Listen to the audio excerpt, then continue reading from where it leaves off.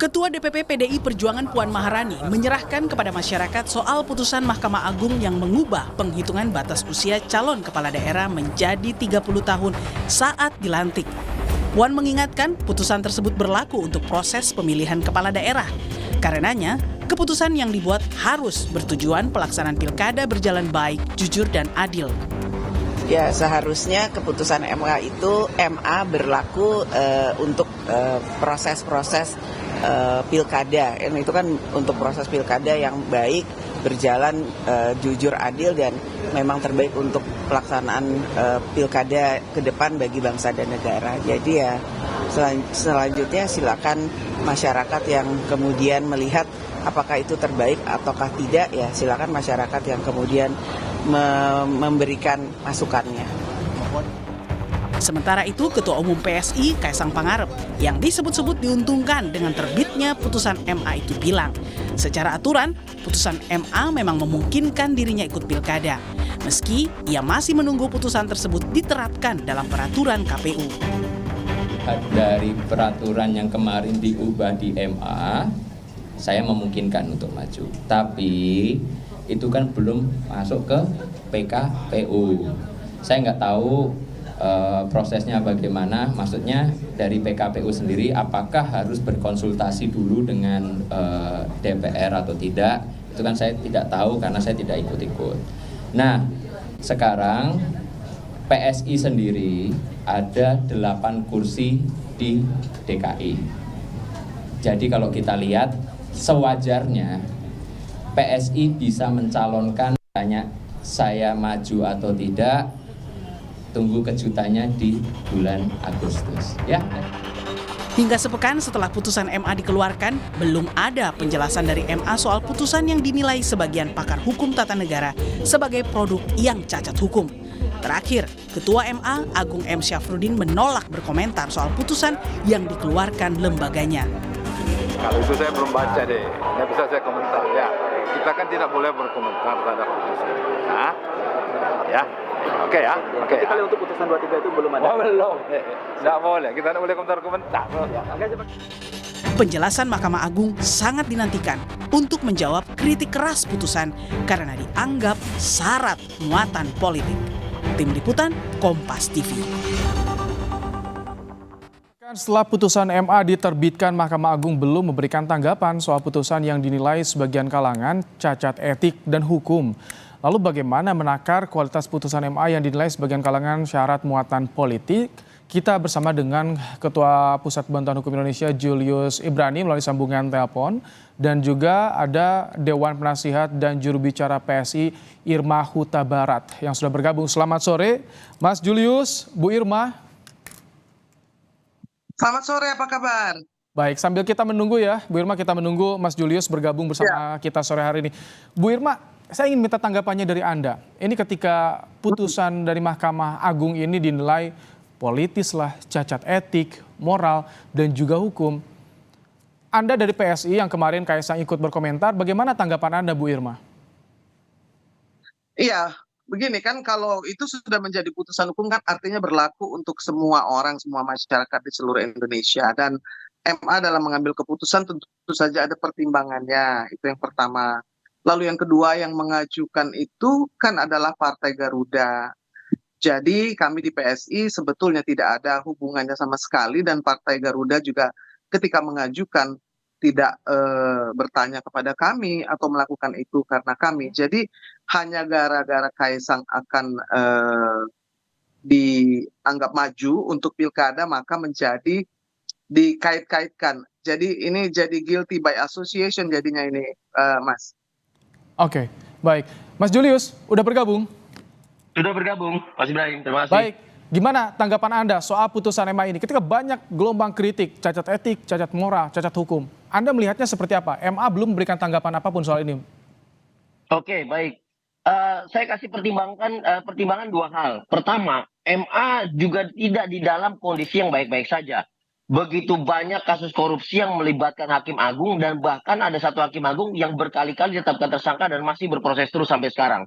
Artinya reformasi di Mahkamah Agung terkait dengan integritas, korupsi dan segala macam ini masih dipertanyakan. Dan Ya, PBHI menerima banyak pengaduan sekali terkait dengan kinerja Mahkamah Agung, utamanya dalam hal lambatnya penanganan perkara, intransparansi, dan banyaknya kejanggalan dalam putusan.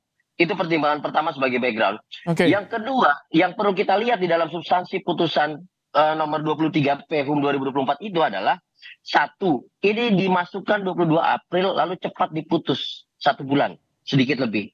Ini sangat janggal karena ribuan perkara lainnya ini menunggu dan jarang cepat diputus. Yang pertama, dari segi substansi yang kita tahu pertimbangannya itu ini juga tidak ada yang betul-betul relevan dengan apa yang diatur di dalam pasal.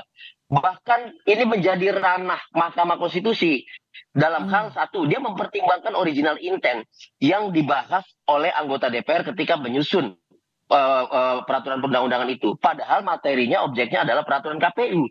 Peraturan KPU yang diajukan sebagai objek di dalam uji materi di Mahkamah Agung hanya boleh diuji berdasarkan undang-undang, ya, nomor 10 tahun 2016. Tidak bisa dia memasuki sampai pembahasan DPR dan segala macam. Itu jelas-jelas offside dan mengambil ranahnya Mahkamah Konstitusi. Dan bahkan ada pertimbangan soal kepemudaan di dalam pembentukan konstitusi kita, Undang-Undang 45 ini sama sekali ngawur dan tidak relevan. Dengan kejanggalan yang Anda sampaikan, ada dugaan syarat politis? Jelas.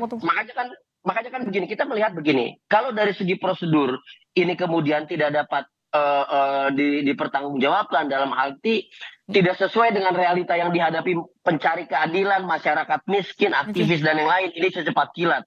Yang kedua, dari segi pertimbangan putusannya itu juga terjadi kejanggalan, maka patut dipertanyakan siapa yang mendorong ini agar terjadi percepatan, siapa yang akan memanfaatkan sehingga jalurnya jalur cepat, dan ini karpet merah.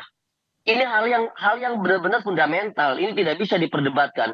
Saya tidak akan katakan pertimbangan politis dan lain-lain, tetapi dari segi prosedural yang janggal, dari segi pertimbangan yang tidak dapat dipertanggungjawabkan juga, maka menimbulkan pertanyaan, lantas ini ada apa, siapa yang dorong, dan untuk siapa? Itu yang paling penting untuk kita perhatikan. Baik. Gitu, Ibrahim. Bu Irma, ketika banyak pertanyaan, ada yang soal karpet merah, siapa yang dorong, tapi satu yang bisa membuka jalan soal ketika putusan MA ini diketok kan Kaisang akhirnya bisa nih, ada kesempatan untuk masuk ke bursa Pilgub.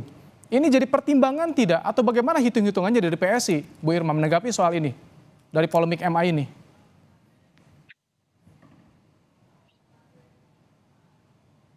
Halo Bu Irma. Tampaknya ada sedikit gangguan, nge-freeze Bu Irma. Mas Julius, kalau misalkan tadi banyak kejanggalan yang Anda sampaikan, ini mungkin nggak kalau misalkan nanti tahapannya KPU untuk meminta tafsir kepada Mahkamah Konstitusi terhadap tafsir MA ini, Mas Julius? Jelas ini bukan sekedar tafsir ya, tapi ini sudah melampaui kewenangan Mahkamah Agung. Bahwa undang-undangnya tidak berubah, dan peraturan KPU adalah pelaksana undang-undang. Tapi dia mengubah si perintah undang-undang itu, padahal harusnya ranahnya di Mahkamah Konstitusi. Artinya tidak cukup dari sekedar tafsir. Dia harus dalam konteks uji material. Oleh karenanya ini sedang kami pertimbangkan, Mas Ibrahim bersama teman-teman. Kami akan mengajukan itu kepada Mahkamah Konstitusi dengan segera untuk menjadi pijakan yang kuat. Tidak bermain-main di KPU yang kita tahu sendiri, ketuanya bermasalah. Tahan dulu Mas Julius ya. Baik, saya ingin memberikan porsi juga kepada Bu Irma yang sudah kembali bergabung. Bu Irma, ini kan dengan adanya putusan MK tak dapat dipungkiri ada peluang bagi Kaisang untuk masuk di bursa Pilgub. Ini tidak akan jadi beban buat PSI di tengah polemik MA ini. Bagaimana sih hitung-hitungannya dari PSI? Iya, kalau kami kan melihat bahwa pertama bukan kami yang mengajukan, dan juga kalau soal mengkritisi MA, tentu saja kita sepakat bahwa masih banyak yang perlu dikritisi ya kan. Tetapi kan tidak berarti serta-merta itu adalah satu keputusan yang dikeluarkan hanya untuk Kaisang dan memuluskan jalannya Kaisang semata. Yang pertama, belum ada pengumuman bahwa Kaisang akan maju menjadi pilkada. Mungkin nanti Agustus baru akan diumumkan seperti yang sudah dikatakan oleh ketum kami itu. Lalu juga soal bagaimana keputusan MA yang katanya perlu direformasi dan ada prosedural yang janggal, tafsir yang melampaui kewenangan MA dan lain-lain sebagainya. Semua kritik terhadap MA itu adalah kritik yang harusnya konstruktif ya, bisa dilakukan untuk memperbaiki MA. Tetapi kan tidak serta-merta lalu hubungannya karena PSI atau karena kami ingin memuluskan Kaisang, maka MA mengeluarkan putusan 23 PHUM 2024 itu. Jadi ini kita juga harus melihat bahwa MA mengeluarkan itu kan ada konsiderannya. Kalau konsiderannya itu sudah dijelaskan dan sudah keluar putusannya, maka itu berlaku bukan hanya untuk Kaisang saja, bukan? Itu berlaku untuk seluruh rakyat Indonesia. Jadi kami di PSI dalam hal ini menerima putusan itu karena bukan kami yang mengajukannya. Lalu juga kalau ingin ditanyakan kepada DPR ataupun kepada KPU, silahkan ditanyakan. Tetapi tidak betul bahwa putusan itu keluar untuk memuluskan jalannya Kaisang untuk mengikuti pilkada. Itu yang perlu digarisbawahi, Mas. Baik. Mas Julius, Kaisang menyampaikan belum ada rencana soal ini, bahkan nunggu sampai Agustus, belum pasti juga. Kenapa begitu besar gelombang soal ini penuh syarat muatan politis di putusan MA ini, Mas Julius? Kenapa begitu banyak kritik terhadap ini? Masyarakat ya, seluruh rakyat Indonesia masih ingat apa yang terjadi di dalam putusan MK nomor 90.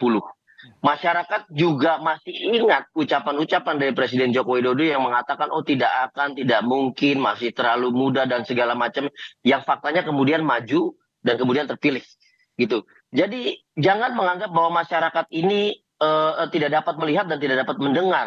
Jangan melihat masyarakat tidak dapat mengingat apa yang sedang terjadi, dan jangan memandang masyarakat seolah-olah tidak merasa bahwa ada hak yang sedang diambil di situ, ada demokrasi yang dimiliki rakyat sipil yang sedang dibajak di situ, ada peraturan perundang-undangan yang dikangkangi di situ. Jadi ini tidak bisa dipungkiri. Yang kita tahu, Kaisang 25 Desember nanti akan ulang tahun dan berusia 30, sehingga proses pelantikan ke apapun itu yang terjadi di Januari atau Februari itu telah melampaui syarat yang dimaksud. Jadi itu maksud dari pertanyaan ketiga yang saya sampaikan tadi, Ibrahim. Kepada siapa ini ditujukan dan dapat dimanfaatkan? Sementara tidak mungkin ini dimanfaatkan oleh Julius Ibrani dari PBAI. Tidak mungkin, saya bukan makhluk politik. Jadi yang diuntungkan dari putusan MA ini siapa menurut Anda? Jelas di situ adalah Kaisang Pangarep, dan sebaiknya memang ditegaskan demikian gitu. Jangan diselimuti dengan kepura-puraan. Memang tegas-tegaskan saja. Masyarakat butuh politisi yang tegas. Masyarakat butuh politisi yang tangannya kuat, sikapnya kuat, karakternya kuat. Apabila terjadi ngeles ini bukan itu segala macam, ini juga tentu menurunkan kepercayaan masyarakat terhadap para politisi itu. Dan koalisi masyarakat sipil akan gugat ke MK soal tafsiran dari MA ini, putusan MA ini. Jelas kami berpendapat bahwa ini klausul di bawah undang-undang dan kemudian dihapus oleh peraturan KPU di bawah Mahkamah Agung. Ini yang tidak relevan sama sekali, dan ini harus diuji secara konstitusional di Mahkamah Konstitusi, sama seperti Pilpres kemarin dengan putusan MK 90. Nah, kan pertanyaannya gini, Ibrahim, apabila nanti kita ajukan putusannya lalu seperti putusan MK 90, apakah kita akan menerima? Tentu dengan prosedur yang baik, dengan pertimbangan yang tepat dan relevan dan mendidik politik bagi bangsa, kami akan terima dengan lapang dada. Titik. Baik, Bu Irma, bagaimana sebetulnya keseriusan dari Kaisang nanti kita masuk di bursa Pilgub Jakarta, terutama Bu Irma? Bagaimana PSI melihat ini? Iya, gini, kan kita melihat ada politisi muda yang sedang bersinar ya, dan tentu saja aspirasi masyarakat, kita lihat bahwa aspirasi masyarakat sudah menginginkan ada Budi Satrio dengan Kaisang, lalu juga beberapa waktu yang lalu kita lihat banyak orang dari Depok yang menginginkan Kaisang untuk maju sebagai wali kota. Saya pikir itu baik saja karena memang kita butuh politisi muda, politisi yang ingin membawa perbaikan, lalu juga menampilkan sebagai representasi dari Gen Z dan milenial yang merupakan sebagian besar pemilih. Jadi saya pikir itu adalah hal yang baik dan positif ya. Kita mau lihat nih, kasih jalan untuk politisi muda. Tetapi yang tadi saya ingin jawab kepada Bung Julius bahwa apapun keputusan MA kan tidak berarti itu karena PSI, karena untuk Kaisang, itu loh yang bahaya. Karena kalau semuanya dipelintir lalu kemudian seolah-olah semua bisa diatur oleh PSI, luar biasa sekali kami. Sementara kami kan partai bayi yang isinya politisi muda. Baik. Jadi jangan dikaitkan dengan serta-merta seperti itu, karena menurut saya juga itu tidak mendidik juga ya kan. Bu Kita Irma. lihat bahwa memang banyak yang menginginkan anak muda untuk maju. Kalau masih ada halangan, ya tentu saja bisa diubah. Kalau Bu Irma. dibilang, oh dulu Pak Jokowi ngomongnya lain, sekarang berubah. Baik, Di tahan dalam sedikit ya. politik kan Bu Irma, saya juga tidak ingin minta absolut. tanggapan dari Anda PSI ini.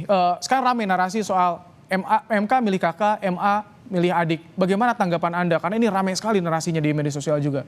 Bagaimana Anda tanggapannya? Iya, tidak masalah kan, kita sekarang serba terbuka.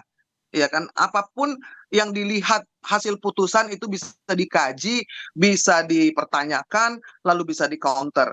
Ini kan juga zaman bukan hanya transparan, tetapi Baik. juga bisa di-challenge. Namun, mendiskreditkan itu kan tidak baik. Karena seolah-olah menutup jalan Oke. bagi politisi muda. Dan kebetulan PSI adalah gudangnya politisi muda. Saya aja yang juru bicara, yang rambutnya sudah putih, tapi yang maju kan yang muda-muda semua, Mas Baik. Ibrahim. Tapi kita tunggu ya bagaimana nanti keputusannya di Agustus. Julius juga kita tunggu bagaimana koalisi masyarakat sipil untuk mengajukan gugatan ke Mahkamah Konstitusi. Terima kasih Bu Irma Huta Barat, Julius Ibrani, terima kasih telah bergabung di Kompas Petang sore hari ini. Terima kasih Ibrahim.